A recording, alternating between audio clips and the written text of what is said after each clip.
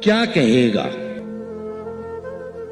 کبھی ملنے بھی اگر آئے گا وہ، اب وفاداری کی قسمیں تو نہیں کھائے گا وہ۔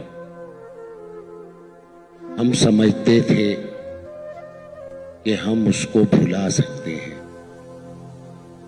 ہم سمجھتے تھے کہ ہم اس کو بھلا سکتے ہیں، وہ سمجھتا تھا ہمیں بھول نہیں پائے گا۔ اتنا سوچا تھا پر اتنا تو نہیں سوچا تھا، کتنا سوچا تھا پر اتنا تو نہیں سوچا تھا۔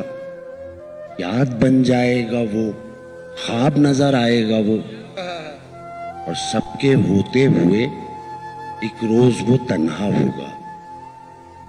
سب کے ہوتے ہوئے ایک روز وہ تنہا ہوگا، پھر وہ ڈھونڈے گا ہمیں اور نہیں پائے گا۔